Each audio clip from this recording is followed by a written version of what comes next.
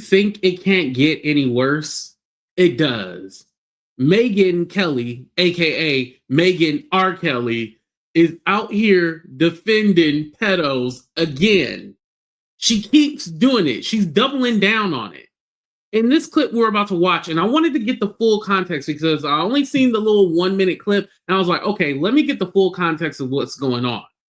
Basically, they're bringing up Epstein again, right? And she's talking about how people keep trying to tie Trump to this, even though, I mean, Trump was his best friend for many years. He's calling it a Democrat hoax, even though people did go to jail, Jeffrey Epstein and Ghislaine Maxwell. I mean, all the signs are there. Why is he trying to cover it up? So they get into that. And then Megyn goes like, well, they keep trying to draw Trump to this, but Trump hasn't been accused of anything. Well, there was this one situation where he fondled a little girl.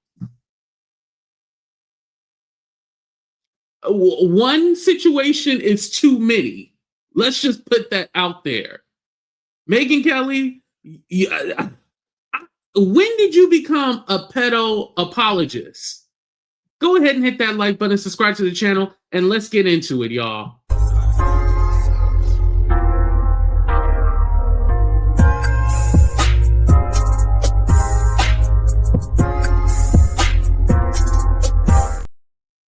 All right, you guys, let's go ahead and get started.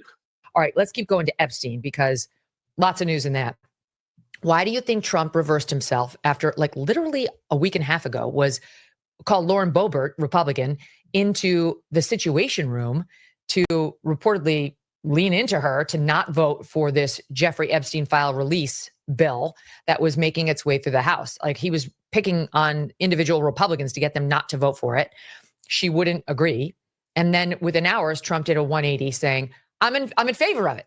Now I'm in favor of it, which led to a near unanimous passage of the bill in the House, and then a unanimous passage of the bill in the Senate, which prior to that reversal, there's a question about whether it would even get a vote in the Senate. Now it not only got a vote, it passed immediately last night. Now it's headed for his desk where he says he's going to sign it.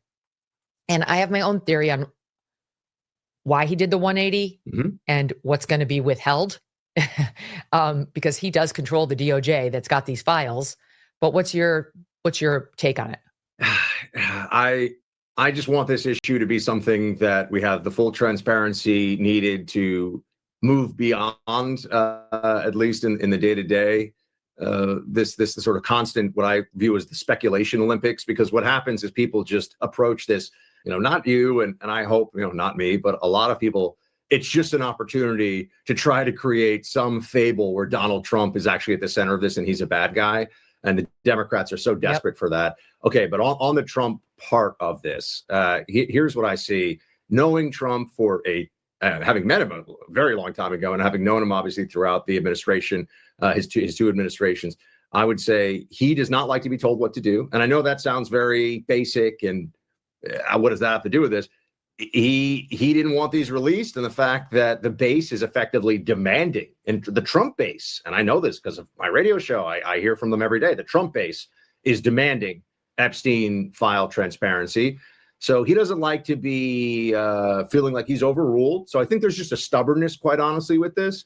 And then I think from Trump, and I think that there's which has been overcome, and I think that there's a frustration from Trump as well, that now here we go again. He's going to be like the fake news, ABC, CBS, they're saying that like I'm involved in this. We've already been over this. We've talked about it a million times. I mean, the timing of this from the House Democrats releasing some of it right when the shutdown turned into a giant belly flop of epic proportions for them. That was obvious. And he was right to call that out, Megyn. So I am absolutely confident that there's nothing in there that is truly derogatory about Donald Trump. There might be some things that people can insinuate, and they will, but I don't think there's anything that's truly derogatory or Listen here.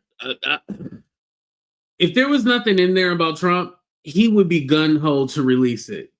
He would be all like, okay, release the files. The fact that he ran, because again, they want to spin this, the Democrats. Listen, the Democrats don't care if other Democrats is in those files. They have always been on message like, okay, y'all want to see the files? Let's release them. But you have Trump running on, hey, I'm going to release those files. Then they do a photo op where they show a whole bunch of influencers with these fake binders. Then when they question about it again, because nothing else came out, it was called phase one, right? The binder thing, it was called phase one. Then they say, oh, there's nothing more to see. And we're not going to show you videos of child play, all that. Nobody's asking to see those videos, by the way. But they, Pam Bondi put that out there and then said that, oh, there's nothing to see. He died. That's it. Move on. And then they started calling it a Democratic hoax. And it's all like, wait, the Democrats never ran on releasing the files. That was you guys. You guys ran on releasing the files. And now he don't want to release them. He pulled Lauren Boebert, Nancy Mace, trying to get them to flip their vote. And then all of a sudden, when he realized, oh, I'm not able to control this narrative, let me go ahead and say, yeah, release them. Yeah, I want everybody to vote yes and release it, blah, blah, blah. And again, if he wanted to release those files, he can just direct the DOJ to do it. They didn't even have to do a vote. But the fact that they're doing this 30-day thing before they release anything, that's so they can go through and scrub them files and redact a whole bunch of shit. That's what's really going on. These two are playing in y'all faces. They acting stupid on purpose. Because if it was Joe Biden and Joe Biden was all like, oh, well, let me, we got to, they would be on it. This is not a partisan issue. It's bipartisan. Whoever the predators are need to go to jail. That's it. I should say shows culpability of any kind. And I think that he's just frustrated with all the stuff around this. I will say the administration made some big mess ups here. And not Trump, but some of the people that work for him. July. Yeah, they screwed up on that. And they just did. And we have to be honest about that. The binder. I keep hearing that with Pam Bondi, Kash Patel and them. Oh, yeah, they're messing up. And people are mad at them. However, they're taking the direction from Donald Trump. This is why they look all scared and crazy eyes, Kash Patel. I mean, he got the eyes. That's just how his eyes are. But they all look kind of like, yeah, there's nothing to see. There's nothing to see here. Even though before Trump won, there was yeah, release the files. And now all of a sudden they're like, oh, there's nothing to see. They're taking the direction from the guy at the top, the commander-in-chief, Donald Trump. But hey, play stupid. That was foolish looking. And then the Pam Bondi talking about it and not talking about it and what's going to happen. And I have them on my desk. So there were PR missteps, but that's a world of difference from Donald Trump is hiding the smoking gun. He's not hiding the smoking gun. People need to get a grip. The walls are not closing in on him. And I hope that finally when these files come out, that will be that. It's so disgusting because the media's determination to make this story about Donald Trump has completely bastardized the whole story. Yeah. This story is not about Trump. It's about Jeffrey Epstein and his disgusting pals who were using and abusing and sexually molesting young women for years. They have nothing to suggest that Trump was one of them. He was friends with Jeffrey Epstein, but the main alleged victim they've been pointing to on Trump is on the record under oath saying Trump never touched her and that she never saw him with another woman. And all these alleged victims who keep going on NBC and so on, they all say, no, nothing on Trump. There is not a single woman who has said, yes, I was trafficked by Epstein to Trump. There's one who says Trump walked into a house with Epstein and allegedly fondled her upon meeting her. Okay, that's the best they have so far. And they're waiting for some sort of smoking gun in these materials. So I think Trump did his 180 because he had to. He knew he was going to lose it. Like the Republicans. You heard that shit from Megyn R. Kelly?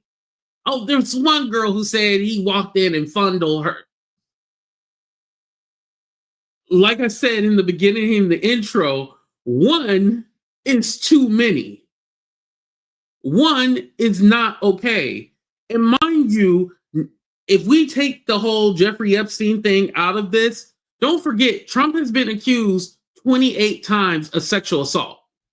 28 times. We could say, oh, well, those are just allegations. Okay. But 28 of them. And now we're taking the situation where, oh, well, one girl said, he fondled her or whatever. And there's another situation that she's not talking about, which is Katie Johnson, who sued Jeffrey Epstein and Donald Trump. But she ended up dropping her lawsuit. She was represented by Lisa Bloom. So that situation, she detailed that Ghislaine made her do X, Y, and Z with Trump and all this other stuff. Now, I don't want to go into detail. I did a video about it before. You guys can actually see the video I did where we reviewed her interview where she spilled everything. So there was that situation. And then she's talking about another one where a girl was fondled. I don't think that's the same situation. So now we have two. But again, these people, and when she said the main girl, she's talking about Virginia Giuffre and basically saying, well, she's never said anything with Trump. If Jeffrey Epstein had over 1,000 victims, are we saying that we talked to all 1,000 of them and they were able to exonerate Trump? Remember, I did a video with Jen Psaki where she was interviewing the girl named Charlene, who was a Jeffrey Epstein survivor. And she said, when Jen asked her the question, was Trump around, or, did you asking questions about Trump? She was like, I don't think I can answer. And she looked to her friend and was like, I don't think I can answer. And she looked like visibly shaken, like she didn't want to say what it was. So we can't say that Trump is exonerated. They probably can't speak on who because they're worried about being sued or being held liable for something. So again, we can't say that he was exonerated when there's thousands, over 1,000, let me clarify, over 1,000 victims. How do we know? How do we know for a fact? We don't know. If we want to know, release the files. But Megyn Kelly, to be like, well, it was one girl. So basically, as a sexual assault survivor yourself, Megyn Kelly, Megyn R. Kelly, you should be all like, we should be concerned. We should take that into consideration, and it definitely should be investigated. Not, oh, well, it's just one girl. That's it. And again, this is the same man who's been trying to suppress these files and be like, it's nothing. It's a Democratic hoax. And he's only investigating the Democrats. Those 6 Democrats, only 6 Democrats he's investigating. Not everybody, but only the 6 Democrats, because I guess Democrats were the only people a part of it. Don't forget, Donald Trump was a Democrat as well, too. Before you guys voted him and became MAGA, he was a Democrat. So, okay. Republicans were determined to vote yes on this. His base was demanding it too, Megyn. Finally, his base was like, no, we need this. And so he said, okay. But he doesn't mind flipping the bird to his base. He's quick to remind them, I'm boss here. But he was going to lose the vote in the House, and he didn't want to look like he did tell the base that they did something he didn't want the first time around. Basically, he was like, "Shut up, guys, we're done talking about this." But they didn't stop talking about it, and so So I think he had to do the 180 just to save face, and then that made the ball, go even faster in the House and then the Senate. And now he's got to sign it. But look, there are enough exceptions to what the DOJ has to turn over that if Trump were really worried about a document or two, there is the potential that he could just designate it classified and we wouldn't see it. They're not releasing classified documents, and they're not releasing anything that would reflect identities of victims and so on. Like, look, I don't. So are you thinking that he's not going to do that? Are you thinking that he's going to be honest and release everything?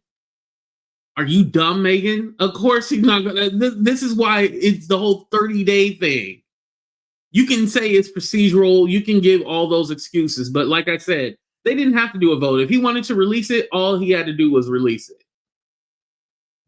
I don't believe for one second that the Epstein scandal is about Trump, nor do I believe Trump trafficked girls, nor do I believe Trump ever raped or sexually assaulted a girl that we're going to see in these files, or that's even in these files.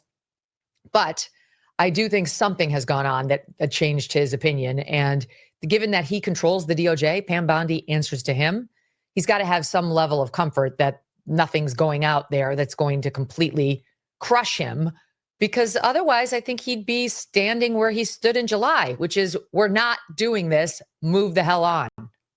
Yeah, I think that this was one of the rare times where Trump, through the pressure, you cannot bend Trump if you are anti-Trump, right? I mean, that's like he has an invincibility, an All right, these two are getting on my nerves. I'm done, y'all. Y'all can watch the rest if you want to.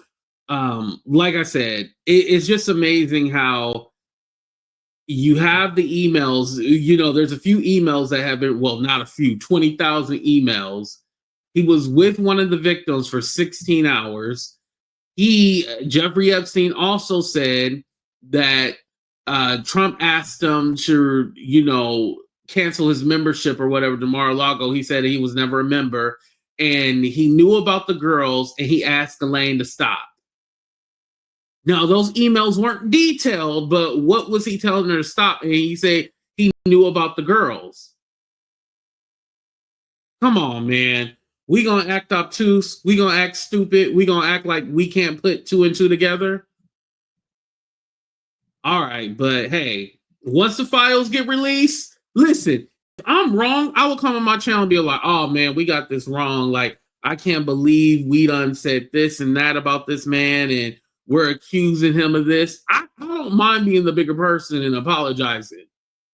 I just don't feel like I'll end up apologizing. And I'm definitely not going to apologize for a pedo like Megyn Kelly. Hit that like button, subscribe to the channel. Thank y'all for watching. And let me know what you guys think in the comment section, because I'm curious to have a discussion with you guys about all of this. It's crazy.